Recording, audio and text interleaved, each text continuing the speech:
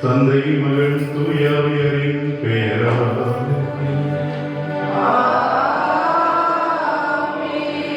நம் ஆண்டவராகிய இயேசு கிறிஸ்துவின் அருளும் கடவுளின் அன்பும் தூயாவியரின் நட்புறவும் உங்கள் அனைவரோடும் இருப்பதாக.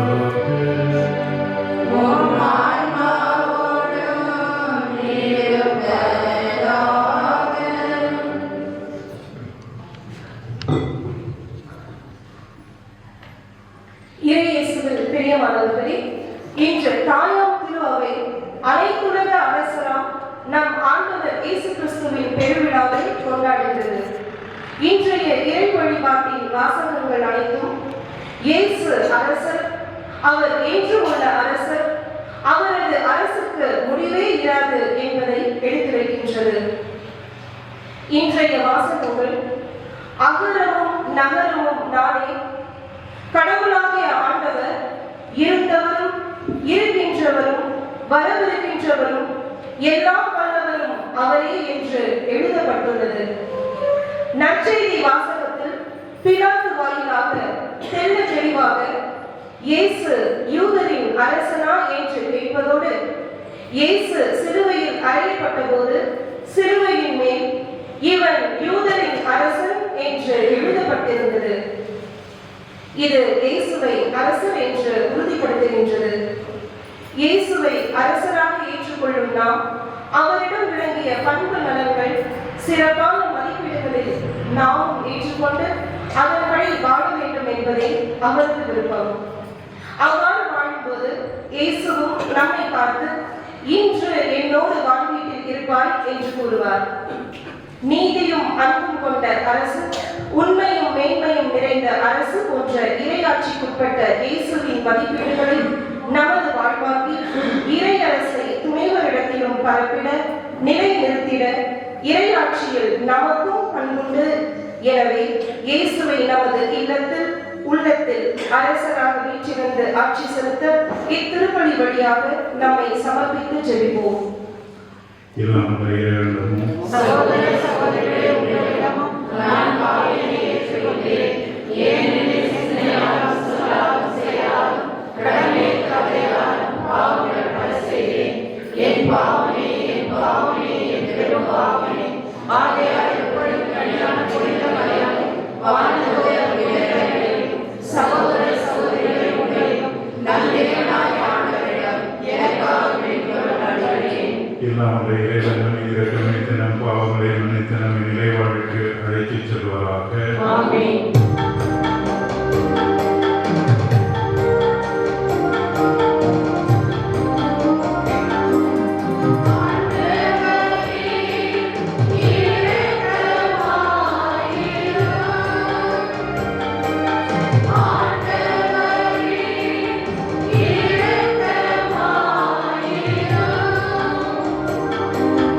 Yes,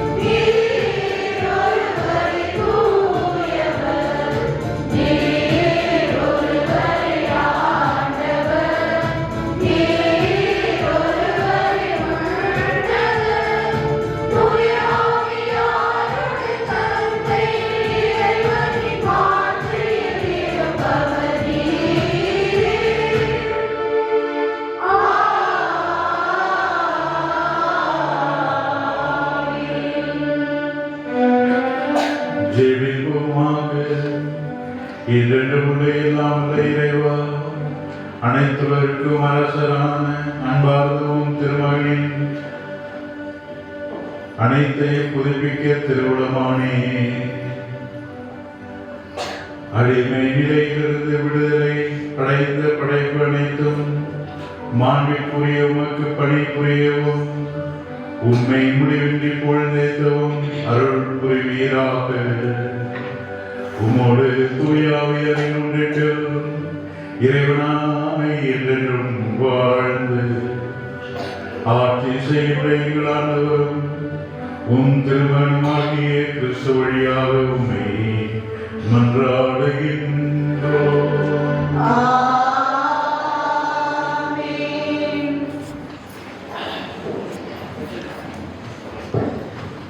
இன்று நமது திரு அவை கிறிஸ்து அரசர் பெருவிழாவை கொண்டாடுகின்றோம். இயேசு மண்ணை ஆள வந்தவர் அல்ல, மாறாக மனதை ஆள வந்தவர். இந்த அரசர் படைகளை கொண்டு நாடுகளை வென்றவர் அல்ல, இரக்கத்தினால் பல ஆன்மாக்களை வென்றவர். போர்களினால் எதிரிகளை ஒழித்தவர் அல்ல, மாறாக அன்பினால் எதிரிகளை நண்பர்களாக்கியவர். அவருடைய அரசு நிலையான அரசு. கம்பீரமாக பலம் வருகின்ற நமது கிறிஸ்து அரசரை எழுந்து அவரை வரவேற்போம். நமது உள்ளத்திலும் நமது இல்லத்திலும் அவரை வரவேற்போம்.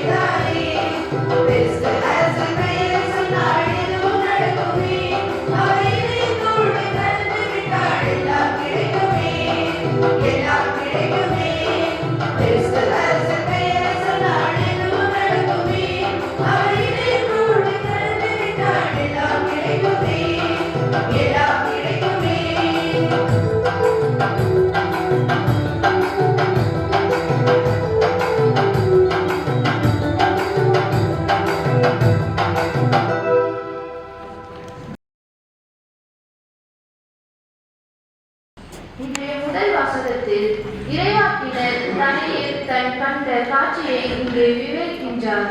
மானிட மகனின் வருகையையும் கடவுளின் அரசு எத்தகையது, யாருக்குரியது, அது எப்படி இருக்கும் என்பதை பற்றி எடுத்துரைக்கின்றார். மானிட மகன் முடிவற்ற அரசையும் மகிழ்வையையும் பெறுகின்றார். இறையரசை பற்றி நம்பிக்கையை தரும் வார்த்தைகளுக்கு கவனமுடன் செவிமடுப்போம்.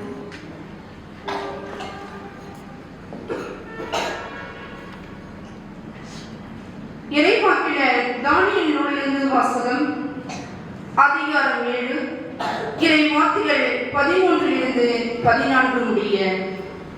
அந்நாட்களில் இரவில் நான் கண்ட காட்சியாவது, வானத்தின் மேகங்களின் மீது மானிட மகனை போன்ற ஒருவர் தோன்றினார். இதோ தொன்மை வாய்ந்தவர் அவர் அருகில் வந்தார். அவர் திருமுன் கொண்டு வரப்பட்டார். ஆட்சி உரிமையும் மாட்சியும் அரசும் அவருக்கே கொடுக்கப்பட்டன. எல்லா இனத்தாரும் நாட்டினரும் மொழியினரையும் அவரை வழிபட வேண்டும். அவரது ஆட்சி உரிமை என்றென்றும் உலகாகும். அதற்கு முடிவே இராது. அவரது அரசு அழிந்து போகாது. ஆண்டவரின் அருள்வாக்கு.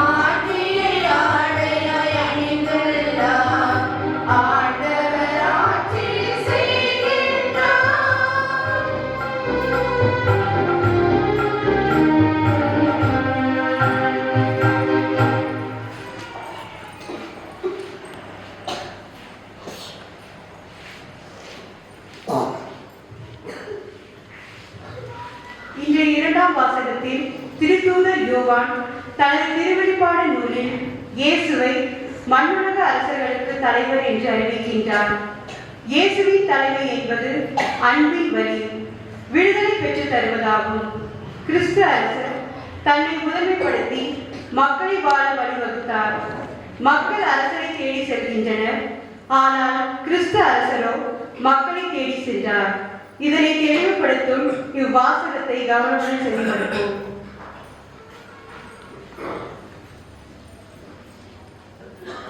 திருத்துதன் யோவான் எழுதிய திருவெளிப்பாட்டிலிருந்து வாசகம். அதிகாரம் 1 இறை வார்த்தைகள் 5-8 வரை. கிறிஸ்துவே நம்பிக்கைக்குரிய சாட்சியை, இறந்தவரின் முதலில் உயிர் பெற்று எழுந்தவர், மண்ணுலக அரசருக்கு தலைவர். இவர் நம்மீது அன்பு கொண்டார். தமது சாவு வயதாக நம் பாவங்களிலிருந்து நம்மை விடுவித்தார்.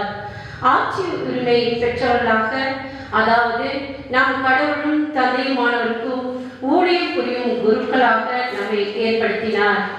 இவருக்கே மாட்சியும் ஆற்றலும் என்றென்றும் உரியன. ஆமென். இதோ அவர் நேர்கள் சூழ வருகின்றார். அனைவரும் அவரை காண்பர். அவரை ஊடுருவ குத்தியவரும் காண்பர். அவர் பொருட்டு மண்ணுலகில் புலத்தார் அனைவரும் மாறெடுத்து புலம்புவர். இது உண்மை. ஆமென். அகரமும் நகரமும் நானே என்கிறார் கடவுளாகிய ஆண்டவர். இருந்தவரும் இருக்கிறவரும் வர இருக்கிறவரும் எல்லாம் வளரும் அவரே. இது ஆண்டவரின் அருள்வாக்கு.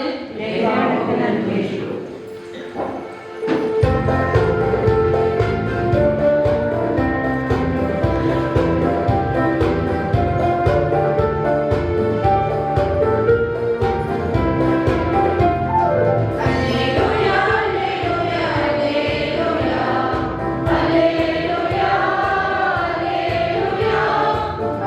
alleluia, alleluia.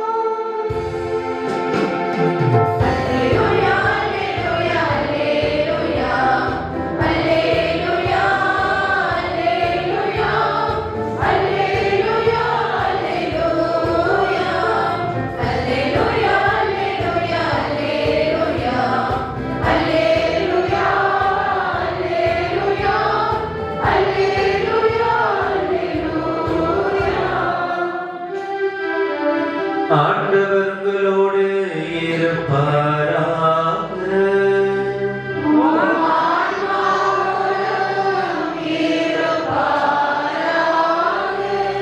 யோவான் எழுதிய தூய நற்செய்தியிலிருந்து வாசகம்.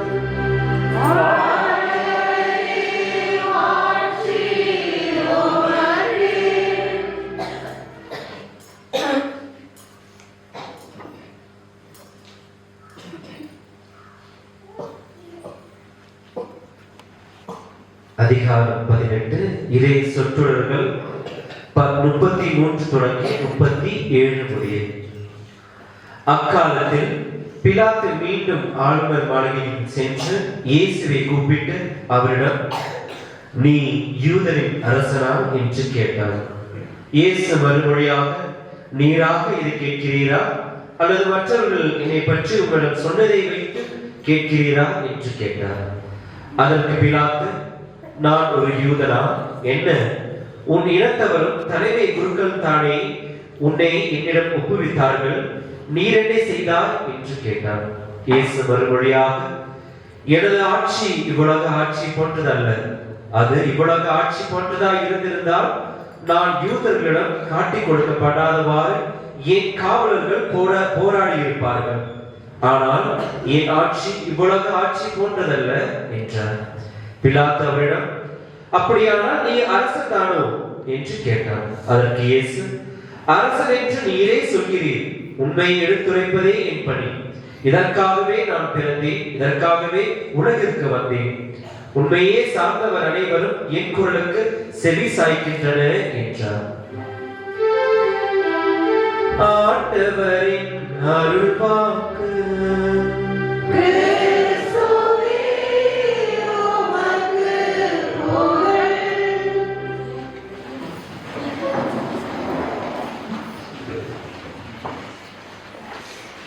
கடவுள் ஒருவரே வேந்தர், அரசருக்கெல்லாம் அரசர், ஆண்டவருக்கெல்லாம் ஆண்டவர். 1 தீமோத்தி 6:15. இயேசுவில் அன்பிற்கினிய இறை சமூகமே, உங்கள் அனைவருக்கும் கிறிஸ்து அரசர் பெருவிழாவின் வாழ்த்துக்களை உரித்தாக்கிக் கொள்கிறேன். கிறிஸ்து அரசர் என்பவர் யார் என்பதை பற்றி சிந்திப்பதற்கு முன் யார் அரசர் என்று சிந்திப்போம். அரசர் என்று சொல்லும் பொழுது உங்களுக்கு என்னெல்லாம் சிந்தனைக்கு வருகின்றது? அரசர் என்று சொல்லும் பொழுது கிரீடம், செங்கோல், ஆடைகள், சிம்மாசனம், அதிகாரம், அரண்மனை. சோ இந்த விஷயங்கள் எல்லாம் ஒரு அரசர் என்று சொல்லும் பொழுது இதெல்லாம் இருக்கும் இல்லைங்களா? நார்மலாவே கிரீடம் எதை குறிக்கின்றது? அதிகாரத்தையும் அவருடைய கௌரவத்தையும் குறிக்கின்றது இல்லைங்களா? செங்கோல் எதை குறிக்கின்றது? அவருடைய ஆட்சி உரிமையை குறிக்கின்றது. அவருடைய அரண்மனையும் அவருடைய சிம்மாசனமும் எதை குறிக்கின்றது? அவருடைய உயர்வு நிலை. அரசர் என்று சொல்லும் பொழுது எப்பவுமே ஒரு உயர்வாக கருதப்படுகிறார்கள் இல்லைங்களா? அவருடைய சிம்மாசனம் ஒரு உயர்வு நிலையை குறிக்கின்றது. அப்புறம் படைகள் எல்லாம் எதை குறிக்கின்றது? படைகள் பாதுகாப்பையும் அவருடைய ஆளுமையும் குறிக்கின்றது. இதெல்லாம் நம்மளுடைய கிறிஸ்து அரசருக்கு இருக்கின்றதா? கிரீடம் வைத்திருந்தாரா? கிறிஸ்து அரசருக்கு பொன்னால் ஆன கிரீடம் அல்ல, ஆனால் முள்ளால் ஆன கிரீடம். மத்திய நற்செய்தி அதிகாரம் 27-29 இவ்வாறாக கூறப்படுகிறது. யாரு? படை வீரர்கள் முள்ளால் ஆன ஒரு கிரீடத்தை அவர்களுக்கு அணிவித்து என்ன சொல்கிறார்கள்? யூதரின் அரசரே வாழ்க என்று சொல்கிறார்கள். இவர்களுக்கு செங்கோல் இருந்ததா? செங்கோல் இருந்தது இல்லை. ஆனால் அவர் சாட்டை தான் எடுத்திருக்கிறார் இல்லைங்களா? சாட்டை எதற்கு எடுத்திருக்கிறார்? கோவிலை சுத்தம் செய்வதற்காக. இது இறைவேண்டல் செய்யும் எனது தந்தையின் இல்லம், இதை நீங்கள் அசுத்தப்படுத்தார்கள் என்று சாட்டை கயிறு மட்டும்தான் எடுத்திருக்கார். ஆனால் எபிரேயர் 1:8 உமது ஆட்சியின் செங்கோல் வளையாத செங்கோலாக இருக்கிறது என்று கூறப்படுகிறது. மூன்றாவது, அவருடைய அரண்மனையும் அவருடைய அரியாசனம் அவருக்கு இருந்ததா? மானிட மகனுக்கு தலை சாய்க்க கூட இடமில்லை என்று நற்செய்தியில் இவ்வாறாக கூறுகின்றது. இருந்தாலும் யோவான் எழுதிய நற்செய்தியில 18ஆம் அதிகாரம் 36 அவ்வாறாக மானிட மகனுக்கு தலை சாய்க்க கூட இடமில்லை என்று. இவர்களுக்கு படை மற்றும் ராணுவம் இருந்ததா? படையெல்லாம் வச்சு இவர்களை வந்து மற்றவர்களை மனமாற்றுவதற்காக படையெல்லாம் இருந்ததுங்களா? மத்தேயு எழுதின செய்தி அதிகாரம் 26 அதிகாரம் 53ல நான் வேண்டினால் 12 பெரும் படையும் மேற்பட்ட வானதூதரும் எனக்கு அனுப்பப்படுவார்கள் என்று மத்தேயு நச்சு கூறுகிறார். அவர் நினைச்சா எல்லாம் வரும், ஆனா அவர் நினைக்கல. அவர் வந்து எதன் மூலமாக உலகை வெல்ல வேண்டும், மனிதர்களை வெல்ல வேண்டும் என்று நினைத்தால் அன்பின் மூலம் மட்டும்தான். சரி, கிறிஸ்து அரசரா? கிறிஸ்து அரசரா? இந்த அடிப்படையிலே நான் சொல்லிட்டேன். இருந்தாலும் ஒரு கேள்வியை உங்களுக்கு முன் வைக்கின்றேன். கிறிஸ்து அரசரா? யாராவது விவிலியம் வைத்திருந்தால் யோவான் எழுதிய நற்செய்தி அதிகாரம் 6:15 எடுத்து வாசிக்கிறோம். யோவான் எழுதிய நற்செய்தி அதிகாரம் 6 இறைவசனம் 15. அவர்கள் வந்து தம்மை பிடித்து கொண்டு போய் அரசராக போகிறார்கள் என்பதை உணர்ந்து இயேசு மீண்டும் தனியாய் மலைக்கு சென்றார். இயேசு அரசராக இருந்தா அரசராக போகும்போது அவர் இருந்திருப்பாருங்க. கூட்டத்தில் இருந்து நழுவி விடுகிறார். இயேசுவுக்கு பிடிக்காத ஒரு பட்டம் அரசர் பட்டம், பிடிக்கவே பிடிக்காத ஒரு பட்டம் அரசர் பட்டம். இருந்தாலும் இன்றைய நாள் வந்து நம்ம எதுக்கு சிறப்பிக்கின்றது? கிறிஸ்து அரசர் என்று. ஏன் அப்படின்னு சொல்லிட்டு விவிலிய பின்னணியோடு நான் சொல்கிறேன்.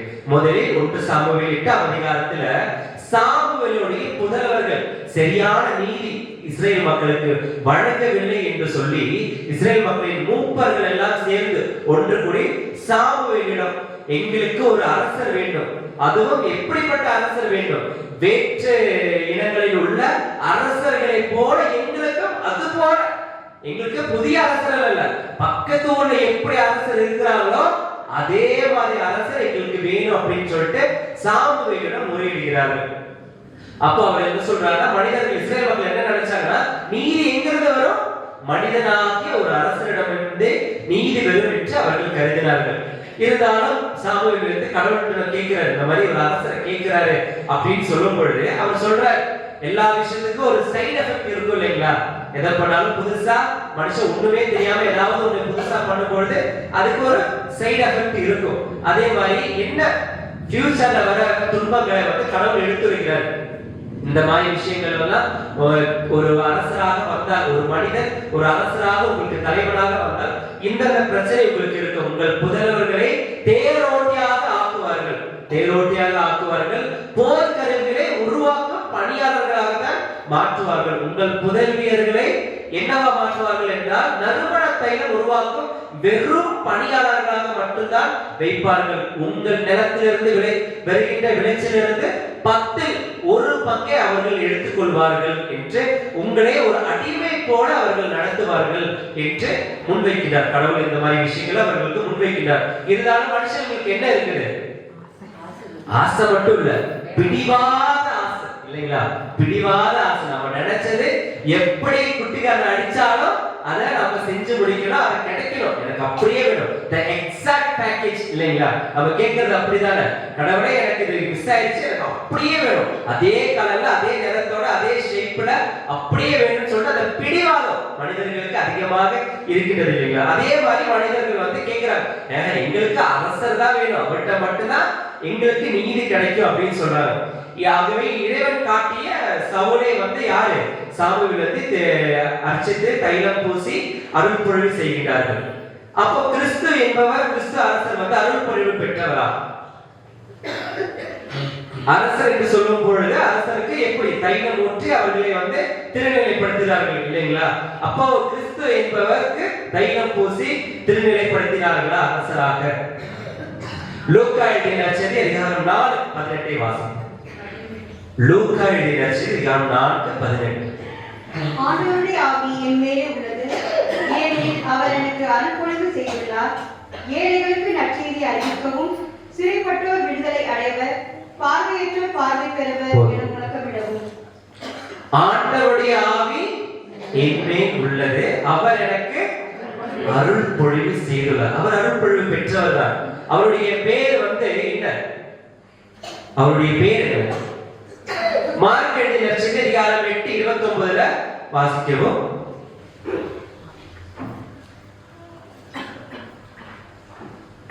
இயேசு வந்து கேட்கிறாரு, நான் யார்? மக்கள் என்ன சொல்றாங்க, ஓகே, நீங்க என்ன சொல்றீங்க, நான் யார் அப்படின்னு கேட்கிறாரு. அதுக்கு பதில் வந்து ஒருத்தர் சொல்றாரு.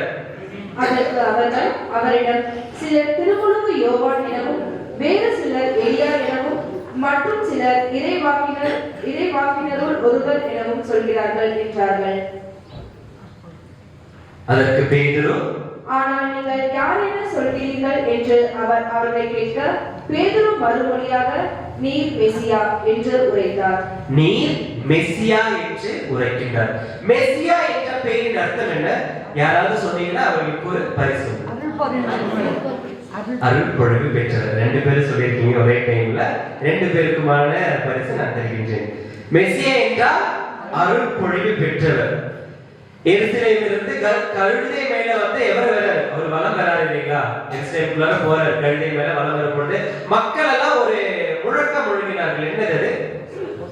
ஒசானா அப்படின்னு சொல்லிட்டு முழக்கம் முழக்கிறார்கள். ஒசானா என்றால் வார்த்தையின் அர்த்தம் விடுதலை தருபவர். என்ன தருபவர்? விடுதலை தருபவர். நம்மளுடைய கஷ்டத்திலிருந்து, அந்த ரோமிய ஆட்சியிலிருந்து விடுதலை தருபவரா? நம்ம உடலுக்கு விடுதலை தருபவரா? அல்ல. கிறிஸ்து அரசர் விடுதலை தருபவர் தான். ஆனால் நமது பாவங்களிலிருந்தும் நமக்கு ஆன்மாவிற்கு விடுதலை தருபவராகத்தான் வருகின்றார்கள். யோவான் எழுதிய நற்செய்தி அதிகாரம் 19 இறைவார்த்தை 13 வாசிக்கவும். அவர்கள் ஒழிக ஒழிக, அவரை சிலுவையில் அறையும் என்று கத்தினார்கள். பிலாத்து அவர்களிடம், உங்கள் அரசனை நான் சிலுவையில் அறைய வேண்டும் என்கிறீர்களா என்று கேட்டார். இந்த இடத்துல பிலாத்து கூட கிறிஸ்துவே ஒரு அரசராக ஏற்றுக்கொள்கிறார் இல்லைங்களா? ஆனால் அவருடைய சொந்த இடமாகிய யூதர்கள் அவர்களை என்ன பண்றாங்க? புறம் தள்ளி விடுவார். பிலாத்து அவர்கள் கேட்கிறாங்க, உங்களுடைய அரசரை நான் சிலுவையில் அறைய வேண்டுமா அப்படின்னு கேட்கிறார். அதுக்கு யூத தலைவர்கள் என்ன சொல்றாங்க? தலைமை குருக்கள், சீசர் ஒருவரே எங்களுக்கு அரசர், இவர் எங்களுக்கு அரசர் இல்லை, எங்களுக்கு இவர் அரசராக வேண்டாம் என்று அவர்களை மறுதளிக்கின்றார்கள் இல்லைங்களா? அதுக்கப்புறம் என்ன நிகழ்ந்தது அப்படின்னு சொல்லிட்டு இருக்கும் பொழுது, யூதர்களுடைய வரலாறு எழுதியவர் ஜோசப் லேவியஸ். இயேசு இறந்து 30 ஆண்டுகள் கழித்து எங்களுக்கு சீசர் மட்டுமே போதும் என்று சொன்ன அந்த ஆட்சியின் மூலமாக ஏறத்தாழ 7,16,000 யூதர்கள் பட்டினியாலும் சிலுவை சாவினாலும் படும் கொலையினாலும் இறந்தார்கள். ஆகவே நாம் வாழ்விலே முன்னெடுக்கின்ற பல விஷயங்கள், கடவுளை மாற்றி வைத்து முன்னெடுக்கின்ற பல விஷயங்கள் எவ்வாறாக போய் அமைக்கின்றது என்று நமது வாழ்க்கையில் நாம் சந்தித்திருப்போம் இல்லைங்களா? பல அரசர்கள் இந்த உலகத்தில் வந்து போனார்கள் இல்லைங்களா? பல அரசர்கள். அலெக்சாண்டர் எடுத்துக்கொண்டோம் என்றால், உலகமே என்னுடைய காலடிக்கு கீழ் கொண்டு வர வேண்டும் என்று வாழ்ந்து கொண்டிருந்தவர். நடந்ததா? நெப்போலியன் என்பவர் ஐரோப்பிய நாடு முழுவதுமாக நான் ஆட்சி செலுத்த வேண்டும் என்று வாழ்ந்து கொண்டவர். முடிந்ததா? இல்லைங்களா? ஹிட்லர் என்பவர் இந்த உலகத்திற்கு ஒரே ஒரு தலைவர் மட்டும்தான் இருக்க வேண்டும், அது நானாகத்தான் இருக்க வேண்டும் என்று வாழ்ந்தவர். முடிந்ததா? முடியவும் இல்லை, நிகழவும் இல்லை. எத்தனையோ அரசர்கள் இந்த உலகில அவருடைய இந்த உலகில வந்து நான் தான் இந்த உலகத்தில் ஒரே ஒரு தலைவனாக இருக்க வேண்டும் என்று சொன்ன அவருடைய கால் சுவடுகள் எல்லாம் காணாமல் போயிற்றன இல்லைங்களா? ஆனால் இன்றும் என்றும் நிலையாக இருக்கின்ற ஒரே ஒரு ஆட்சி என்ன ஆட்சி? கிறிஸ்துவின் ஆட்சியாக இருக்கின்றது. அது மட்டும் எப்படி நிலைத்திருக்கின்றது? சந்தேகம் இருக்கின்றதுங்களா? ஆனால் கிறிஸ்துவின் அரசாட்சி என்பது இடத்தை சார்ந்த ஆட்சி அல்ல, அது இதயத்தை சார்ந்த ஆட்சி. அது இதயங்களை சார்ந்த ஆட்சி. கிறிஸ்துவின் ஆட்சி என்பது அதிகாரத்தை கொண்ட ஆட்சி அல்ல, மாறாக அது ஒரு அன்பினை கொண்ட ஆட்சி. அது கிறிஸ்துவின் ஆட்சி என்பது பதிலுக்கு முக்கியத்துவம் கொடுக்கின்ற ஆட்சி அல்ல, மாறாக பரிவுக்கும் இரக்கத்திற்கும் முக்கியத்துவம் கொடுக்கின்ற ஒரு ஆட்சியாக இருக்கிறது. ஆகவே இன்றைய நாள் இந்த கிறிஸ்து அரசு பெருவிழாவில் இந்த அரசாட்சிக்கு தான் உங்களை எவ்வாறாக அழைக்கப்படுகின்றோம்? இதே அன்போடும் இதயத்தோடும் அழைக்கப்படுகிறோம். அந்த இதயத்தை நோக்கி தான் நாம் செல்ல வேண்டும் என்று சொல்கிறார். பழைய இமயம் என்ற பணம் இமயம் என்ற நிறைய விஷயங்கள் நமது வாழ்வில் வந்து அதை தொடுவதற்கு தான் நம்ம அதிகமாக ஆசைப்படுவோம். ஆனால் இன்று கிறிஸ்து அரசர் பெருவிழாவின் மூலமாக நமக்கு கூறப்படுகின்ற ஒரு செய்தி, இமயம் தொடுவது அல்ல சாதனை, கொஞ்சம் இதயங்களை, மனிதர்களின் இதயங்களை தொடுவதுதான் சாதனை என்கிறார். ஒரு முறை ஒரு ராஜா அவருடைய அரண்மனைக்கு கீழே அப்படியே நடந்து போயிட்டு இருக்கும்போது ஒரு ஆற்றுல ஒரு தேன், என்ன தேன், ஒரு தேன் வந்து அந்த ஆற்றுல வந்து எப்பயாவது உயிர் குழந்தைமே சொல்லிட்டு அப்படியே ஆற்றிலேயே மிதந்துட்டு போயிட்டு இருக்கு. இவர் அதை பார்த்து ஒரு இலையை வச்சு அந்த தேனை எடுக்கிறார்.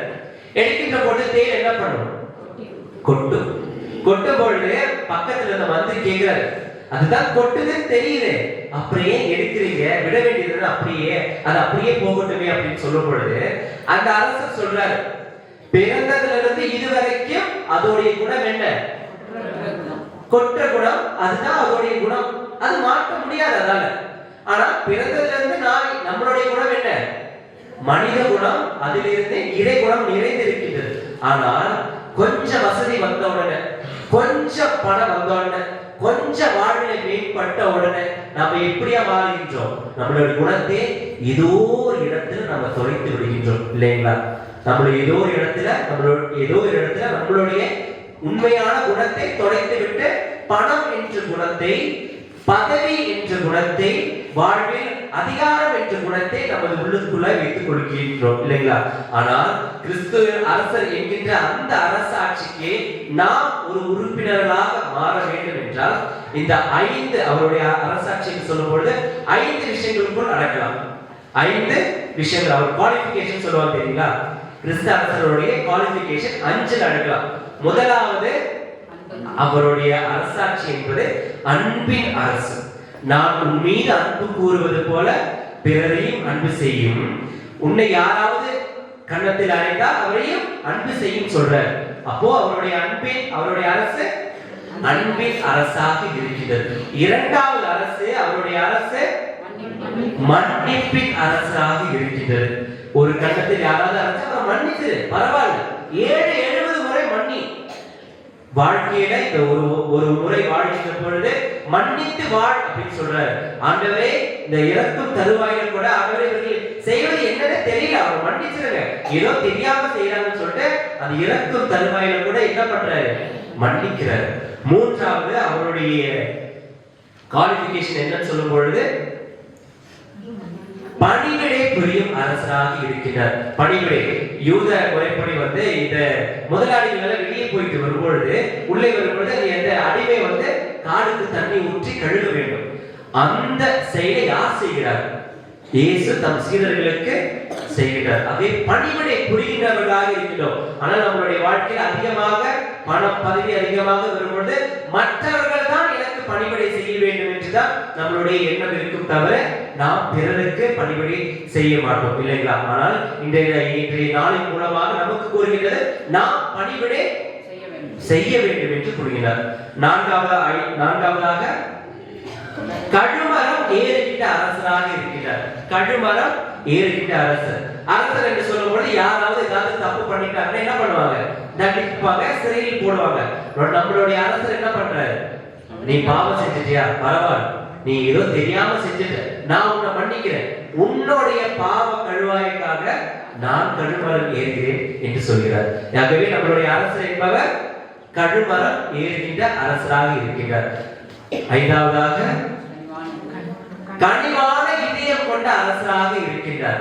நம்மளுடைய நான் கனிவு மனத்தாழ்மை உடையவர். பெரும் சுமை இருக்குது அவர் வாழ்க்கையில, கவலைப்படாது, ஏன்டவா நான் பாத்துக்கிறேன், வேற எதுவுமே பண்ண, ஏன்டவா முதல்ல அப்படின்னு சொல்றார். பெரும் சுமை சுமந்து சோர்ந்திருப்பவர்களே அனைவரும் என்னிடம் வாருங்கள் அப்படின்னு சொல்லிட்டு அவர் அழைக்கின்றார். ஆகவே கிறிஸ்து அரசர் என்ற அந்த அரசாட்சியை நாம் பங்கு பெற வேண்டும் என்றால் நாம் எவ்வாறாக இருக்க வேண்டும்? அன்பாகவும் மன்னிக்கின்ற குணம் உடையவர்களாகவும் பணிவிடை செய்பவராகவும் பிறருக்காக பணிவிடை புரிகின்றவர்களாகவும் கனிவும் மனத்தாழ்மை உடைய இதயம் கொண்டவர்களாகவும் இருக்க வேண்டும். ஆகவே அன்பான, மன்னிக்கின்ற, பணிவிடை புரிகின்ற, கனிவான இதயம் கொண்ட மனிதர்களாக மாறுவோம், வாழ்வோம் இல்லைங்களா? கிறிஸ்துவாக வாழ்வோம், பிறரையும் வாழ வைப்போம். கிறிஸ்துவே உன்னிலும் பிறரிலும் வாழ்வதற்காக நாம் முயற்சிப்போம். கிறிஸ்து என்கின்ற அந்த கிரீடம் கொஞ்சம் கனமானதுதான், ஆனால் அதை அணிகின்ற தலை ஒரு பொழுதும் கனமாக இருக்கக்கூடாது.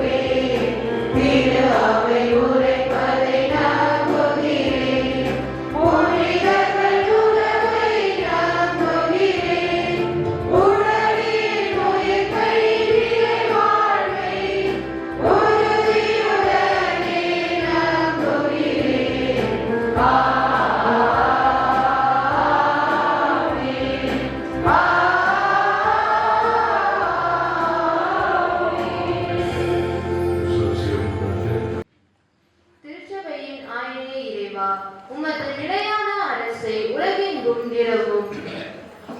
ஆர்வத்துடன் பணியாற்றும் திருத்தந்தை, ஆயர்கள், குருக்கள், துறவரத்தார் அனைவரையும் நிறைவாக ஆசீர்வதித்து நற்செய்தியின் பணியை திறம்பட ஆற்றிட தேவையான வரங்களை பொழிந்திட வரம் தர வேண்டும் என்று இறைவாமை மன்றாடுகின்றோம்.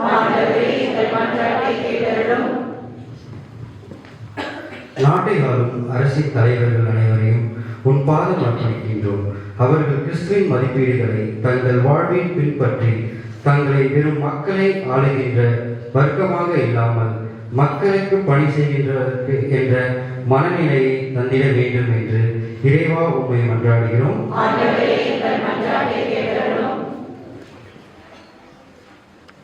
உலகை படைத்தாலும் இறைவா, உன் திரு அவையில் உள்ள அனைவரும் இயேசு கிறிஸ்துவை தம் இதய அரசராக ஏற்று அவரின் இறையரசி இவ்வுலகில் எத்திசையிலும் பறைசாற்றவும் உலக மக்கள் அனைவரையும் அவரின் அரசில் இணைத்திட ஒரு மனதராய் உழைக்கவும் தேவையான வரங்களை பொழிந்து வழிநடத்த வேண்டும் என்று இறைவா உம்மை மன்றாடுகிறோம்.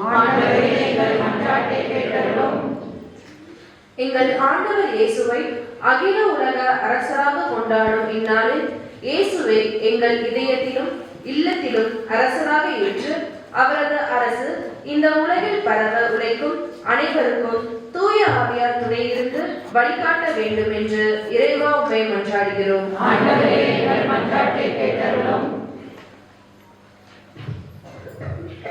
அனைவருக்கும் வாழ்வளிக்கும் இறைவா, எங்கள் பங்கில் உள்ள குடும்பங்களில் உள்ள அனைவரும் உமது மகத்துவத்தை அறிந்து உம்மை தங்கள் இல்லங்களின் அரசராக ஏற்று தங்களின் வாழ்க்கை முறையால் தமக்கு அருகில் இருப்போருக்கு உம் இறையரசின் சாட்சிகளாய் வாழ்ந்து காட்டிட தேவையான வரங்களை பொழிய வேண்டும் என்று இறைவா உம்மை மன்றாடுகிறோம்.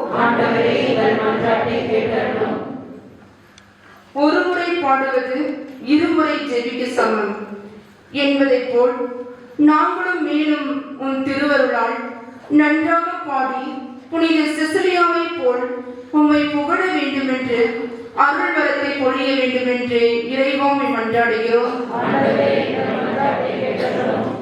இந்த கருத்துகளோடு நம்ம அவருடைய எண்ணங்களையும் இயக்கங்களையும் வாழ்வினுடைய எல்லா நிலைகளையும் இந்த கால வேளையிலே ஆண்டவரிடத்திலே ஒப்பு கொடுப்போம்.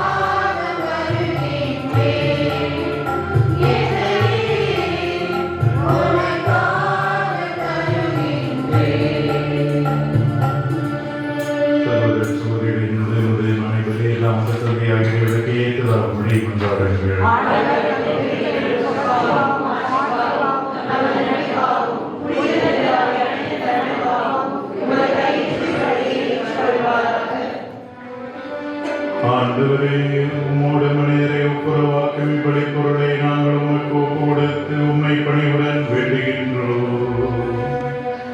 ஒற்றுமை, அமைதி ஆகிய கொடைகளை மக்கள் இனத்தார் அனைவருக்கும் உம் திருமகனை கொடுத்தருள்வாராக. என்றென்றும் வாழ்ந்து ஆட்சி செய்கின்றவர் வழியாக உம்மை மன்றாடுகின்றோம்.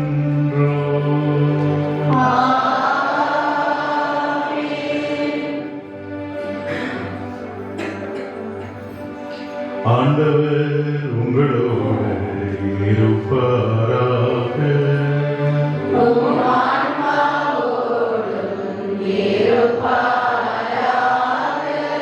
எங்களை மேலே எழுப்புங்கள்.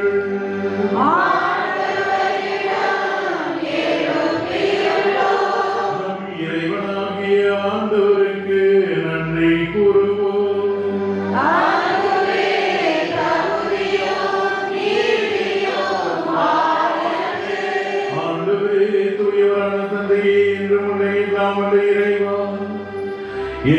இவ்விடத்திலும் நாங்கள் உமக்கு நன்றி செலுத்துவது மெய்யாகவே தகுதியும் நீதியும் ஆகும். எங்கள் கடமையும் மீட்புக்குரிய செயலுமாகும். நீர் உம்முடைய ஒரே பேரான திருமகனை எங்கள் ஆண்டவர் இயேசு கிறிஸ்துவை என்றென்றும் குருவாகவும் அனைத்துக்கும் அரசராகவும் மக்களை பின் தைலத்தால் அருள்பொழிவு செய்தி. இவ்வாறு அமைதியை வழங்கும் மாசற்ற படைப்பொருளாக சிலுவை பீடத்தில் தம்மையே அவர் கொடுத்து மனிதருக்கு மீன்பளிக்கும் அருளடையாளங்களை நிறுவினார். படைப்புகள் அனைத்தின் மீதும் தமது ஆட்சிக்கு உட்படுத்தி நிலையான அனைத்துலக ஆட்சியை அளவில்லாத மாண்புடைய உமக்கு கையளித்தார். அது உண்மையும் வாழ்வும் ஓங்கும் ஆட்சி, புனிதமும் அருளும் நிறைந்த ஆட்சி, அன்பும் அமைதியும் நிலவும் ஆட்சியும் ஆகும். ஆகவே வானதூதர் முதன்மை வானதூதரோடும் அரியணையில் அமர்வோர் தலைமை தாங்குவோரோடும் வான்படைகளின் அனைத்தோடும் சேர்ந்து நாங்கள் உமது ஆட்சியை புகழ்ந்து பாடி முடிவின்றி பாடுவதாவது.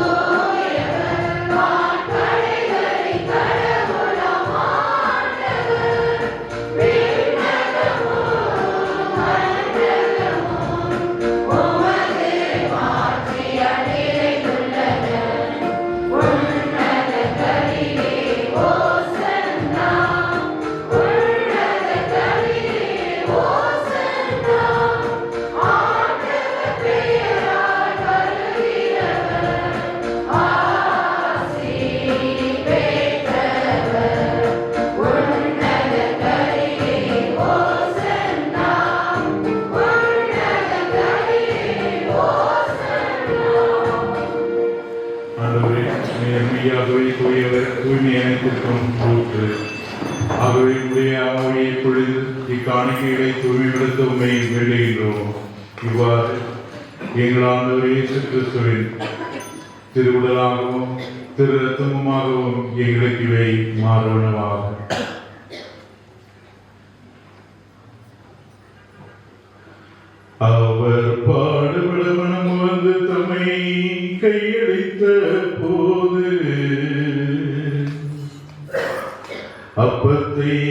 எடுத்து நன்றி செலுத்தி அதை தம் சீடருக்கு அளித்து அவர் கூறியதாவது: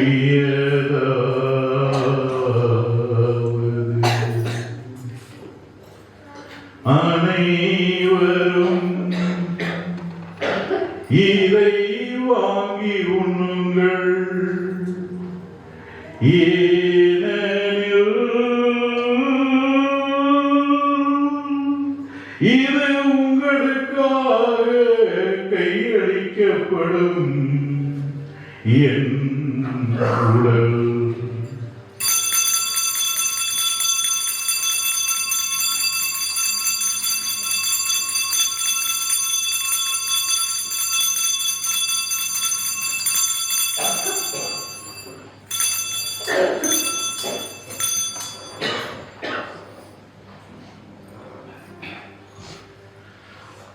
அவ்வண்ணமே உணவருந்தியபின் கிண்ணத்தையும் எடுத்து நன்றி செலுத்தி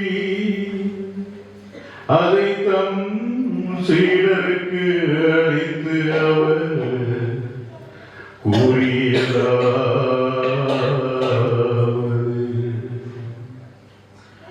அனைவரும் இதை வாங்கி பருகுங்கள்,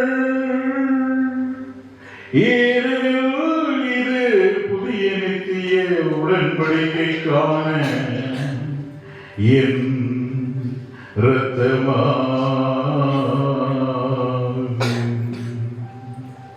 இது பாவ மன்னிப்புக்கென்று உங்களுக்காகவும் எல்லாருக்காகவும் சிந்தப்படும். இதை என் நினைவாகச் செய்யுங்கள்.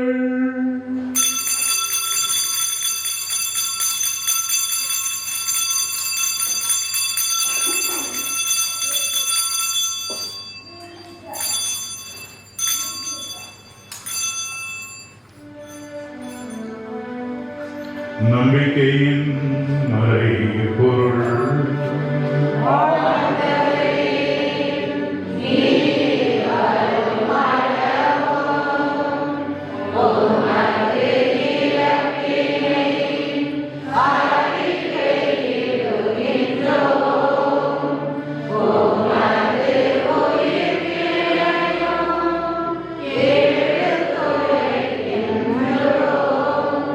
ஆகவே ஆண்டவரே, நாங்கள் கிறிஸ்துவின் இறப்பினையும் உயிர்ப்பினையும் நினைவுகூர்ந்து வாழ்வு மக்கத்தையும் மீட்பளிக்கும் கிண்ணத்தையும் உமக்கு ஒப்புக்கொடுக்கின்றோம்.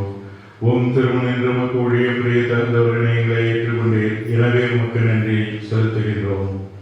மேலும் கிறிஸ்துவின் உடலிலும் இரத்தத்திலும் பங்கு கொள்ளும் எங்களை தூய ஆவியார் ஒன்று சேர்க்க வேண்டும் என உண்மை தாழ்மையுடன் மன்றாடுகின்றோம்.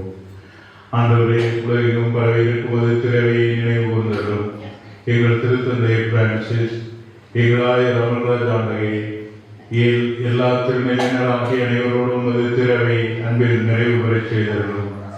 நீர் இவ்வுலகிலிருந்து மூலம் அழைத்துக் கொண்ட அனைத்து ஆன்மாக்கள் நினைவு கூர்ந்தார்களும் உம் திருமகனோடு அவரது இறப்பில் இணைக்கப்பட்டிருந்த இவர் உயிர்ப்பிலும் அவரை போல இருக்கச் செய்தார்களும். மேலும் உயர்த்தேடு மீது நோக்குடன் தூய்வுள்ளும் எங்கள் சகோதர சகோதரிகளையும் இறந்தோர் அனைவரையும் இறக்கத்தோடு நினைவு கூர்ந்தும் அது திருமுக உடையினுள் ஏற்றரும். எங்கள் அனைவர் மீதும் இரக்கமாயிரும்.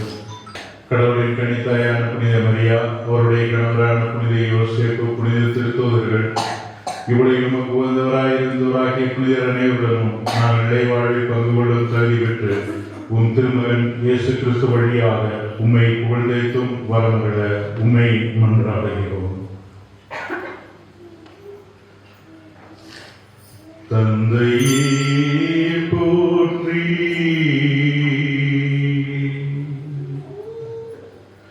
சுதனே போற்றி,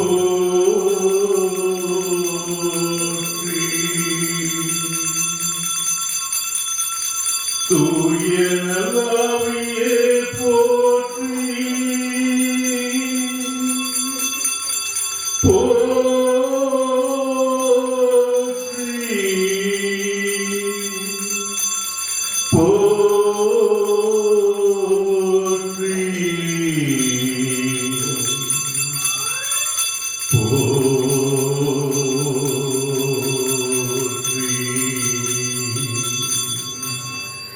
இவர் வழியாக இவரோடு இவரில்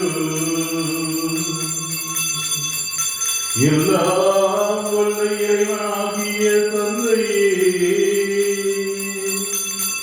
பரிசுத்த ஆவியின் ஐக்கியத்தில் எல்லா புகழும் ஆட்சிமையும் என்றென்றும் உமக்கு உரியதே.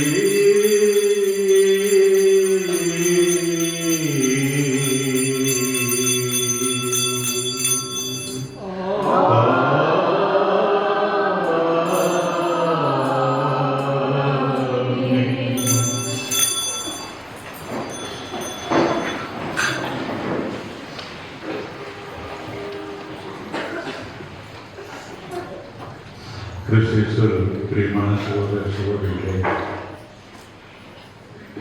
அனைத்துலகிற்கும் அரசரான இயேசு கிறிஸ்துவினுடைய பெருநாளை நாம் கொண்டாடிக் கொண்டிருக்கின்றோம். சிலுவையிலே 4 எழுத்துக்கள் பொறிக்கப்பட்டிருக்கிறது. INRI. இதனுடைய பொருள் என்ன?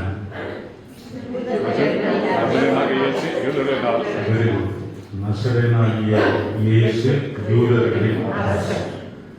அதனுடைய பிற வடிவம் இயேசுஸ் நசரேனுஸ் ரெக்ஸ் யூதேயர். நசரேயனாகிய இயேசு யூதர்களின் அரசர். இந்த அரசரை நம் ஒவ்வொருவருடைய இல்லங்களிலும் நாம் அரசராக ஏற்றுக்கொள்ள வேண்டும். ஆகவேதான் இந்த திரு இருதய படத்தை ஸ்தாபனம் செய்வது நம்முடைய கத்தோலிக்க பாரம்பரியத்தில் ஒரு முக்கியமான ஒரு நிகழ்வு. அந்த திரு இருதய படத்தை ஸ்தாபனம் செய்வதனுடைய பொருள் என்ன? அந்த இயேசுவை அந்த வீட்டினுடைய தலைவராக அரசராக ஏற்றுக்கொள்வது. ஆகவே அப்படிப்பட்ட அந்த அரசரிடத்தில் நம்முடைய ஒவ்வொருடைய அவர் கற்றுக் கொடுத்த ஜெபத்தை நாம் அனைவருமே சேர்ந்து பக்தியோடு பாடுவோம்.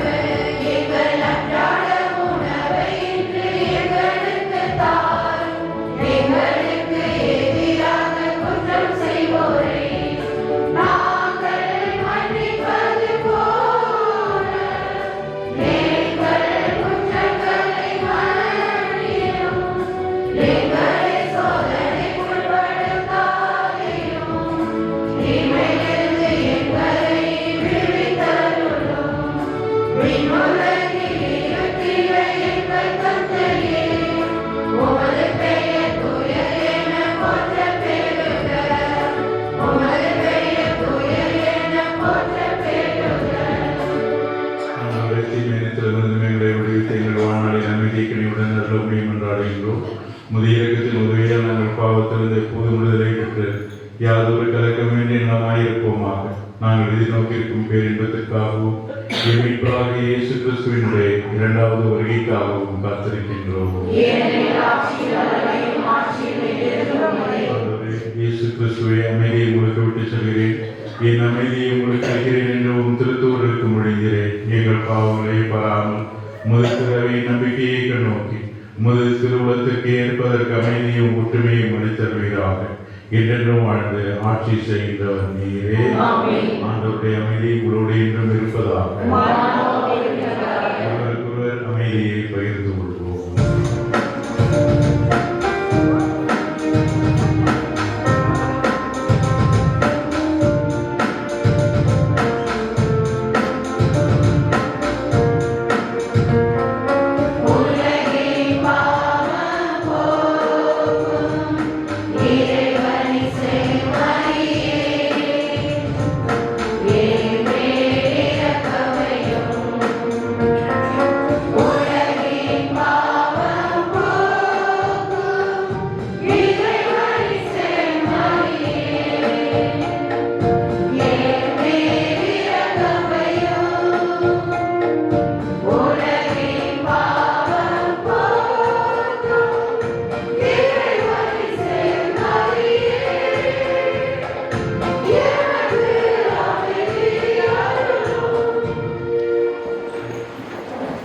இதோ இறைவனின் செம்மறையின் பாவங்களை போக்குகின்றவர்.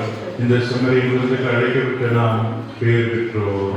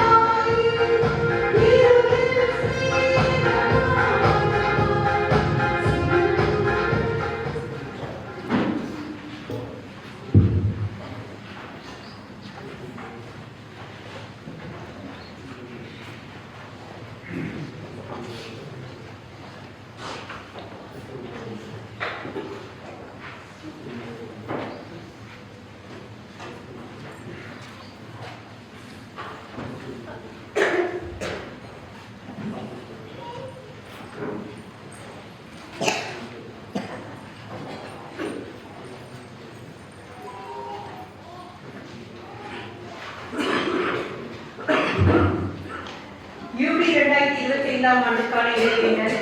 விண்ணக தந்தையே, உன் திருமகனும் என் சகோதரருமான இயேசு கிறிஸ்துவில் நீர் எங்களுக்கு வழங்கிய நம்பிக்கையும் தூய ஆவியார் வழியாக எங்கள் இதயங்களில் நீர் பற்றிய செய்த பிறரன்பு சுடரும் உமது அரசின் வருகைக்கான எதிர்நோக்கை எங்களில் தட்டி எழுப்புவனவாக. நற்செய்தி விதைகளை நாளும் வளர்த்தெடுக்கும் நல்லோராய் உம் மறுநிலைமை மாற்றுவதாக. தீமையின் ஆற்றல்கள் மறைந்து உம் ஆட்சி நீடித்து ஒளிரும் பொருட்டு மாநில உள்ளங்கள் புதிய விண்ணகம் புதிய மன்னகம் நோக்கி காத்திருத்தலில் மாற்றம் பெறுவனவாக. யூபி கொண்டாட்டத்தின் அருள் விண்ணக வாழ்வுக்கான ஆர்வத்தை எதிர்நோக்கின் திருப்பயணிகளாகிய எம்மில் தூண்டி எழுப்புவதாக. அதே அருளையும் மீட்பரின் மகிழ்ச்சியையும் அமைதியையும் அஜரமிக்கும் அளிப்பதாக. என்றென்றும் போற்றுதற்குரிய எம் கடவுளாகிய உமக்கே மாட்சியும் புகழும் இன்றும் என்றும் உரித்தாகுக. ஆமென்.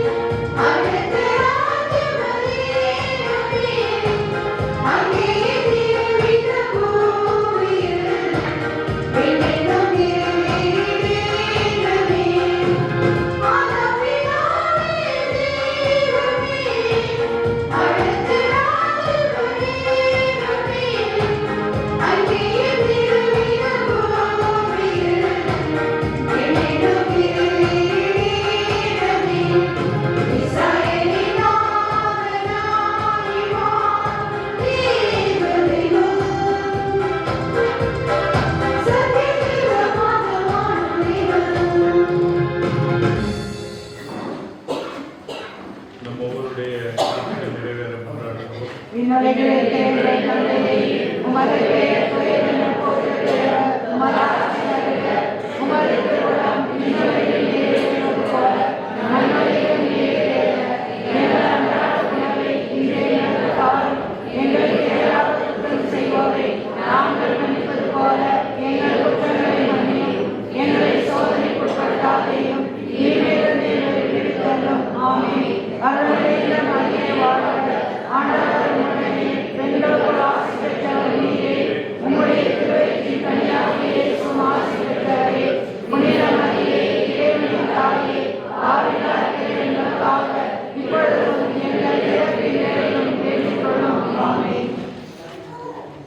அனைத்துலகத்திற்கும் அரசராகிய இந்த பெருநாளிலே அந்த கடவுளை நம்முடைய வீட்டினுடைய தலைவராக, நம்முடைய அரசராக நாம் ஏற்றுக்கொண்டு அவரை நம்பி வாழக்கூடிய பேருக்காக கொண்டாடுவோம்.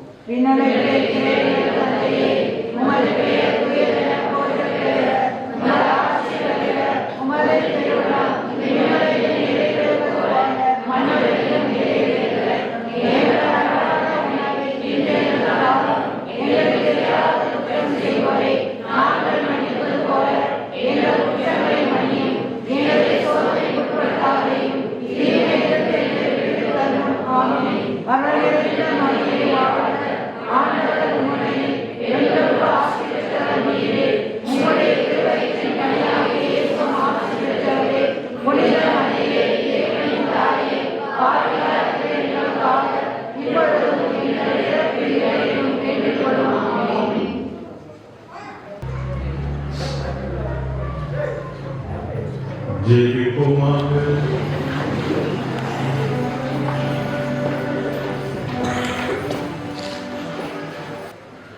ஆண்டவரே, சாகாவரம் தரும் உணவை உட்கொண்டுள்ள நாங்கள் உண்மை வேண்டுகின்றோம்.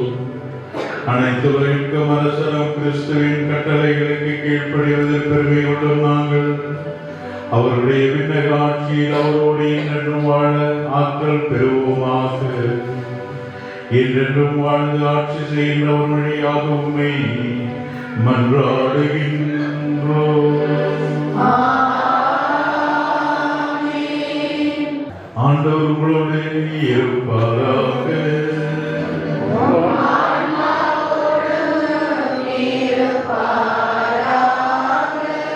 எல்லாம் வல்ல இறைவன் தந்தை, மகன், தூயாவியார் உங்களை நிறைவாய் ஆசீர்வதிப்பாராக.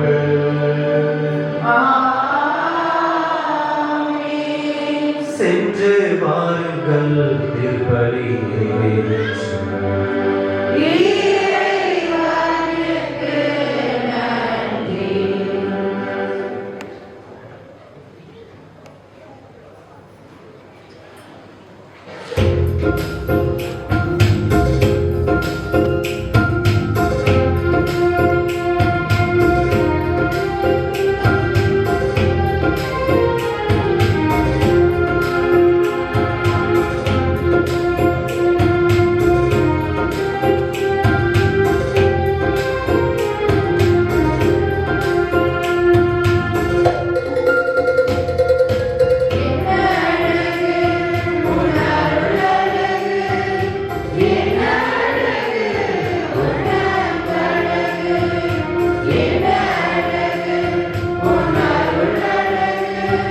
என்ன